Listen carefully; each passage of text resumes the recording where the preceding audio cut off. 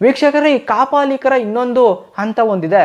ಈ ಕಾಪಾಲಿಕರ ಪರಂಪರೆಯಲ್ಲೇ ಕೆಲವರು ಮದ್ಯ, ಮಾಂಸ, ಮೈಥುನ ಅಂತ ನಾನೇನು 3 ಹೇಳಿದ್ನಲ್ಲ, ಆ ಸ್ಥಿತಿಯಲ್ಲಿರುವಂಥ ತಾವು ತನ್ನ ದೇಹವನ್ನು ಬಿಟ್ಟರೂ ಸದಾ ಅದೇ ಸ್ಥಿತಿಯಲ್ಲಿ ಇರಬೇಕು ಅನ್ನುವುದೇ ಇವರ ಉದ್ದೇಶ ಆಗಿರ್ತದೆ.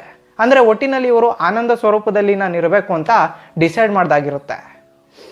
ಯಾವುದೇ ಒಬ್ಬ ಮನುಷ್ಯನನ್ನು ಮದ್ಯ, ಮಾಂಸ, ಮೈಥುನ ಇದನ್ನು ಒಂದು ಹಂತ ದಾಟಿದ ಮೇಲೆ ಇದು ಅವನಿಗೆ ಬೇಡ ಅಂತ ಅನಿಸುತ್ತೆ.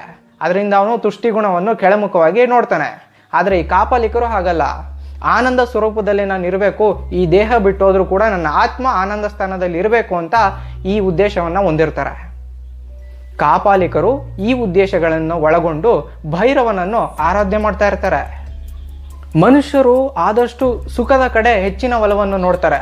ಆದರೆ ಸುಖವನ್ನು ಅನುಭವಿಸುವ ಒಂದು ಸಮಯದಲ್ಲಿ ಅವನ ದೇಹದಲ್ಲಿ ಆಗುವ ಬದಲಾವಣೆಯಿಂದ ಅಥವಾ ಕಾಲದಿಂದ ಅವನು ಆ ಸುಖವನ್ನು ಪರಿಪೂರ್ಣವಾಗಿ ಅನುಭವಿಸಲು ಸಾಧ್ಯವಿಲ್ಲ ಅಂತ ಕಂಡುಬರುತ್ತೆ. ಕಾಪಾಲಿಕರ ಉದ್ದೇಶದಲ್ಲಿ ತನ್ನ ದೇಹ ಅಂತ್ಯವಾದರೂ ಕೂಡ ನನ್ನ ಆತ್ಮ ಯಾವಾಗಲೂ ಆನಂದ ಸ್ಥಿತಿಯಲ್ಲೇ ಇರಬೇಕು ಅಂತ ಅನ್ಕೋತಾರೆ.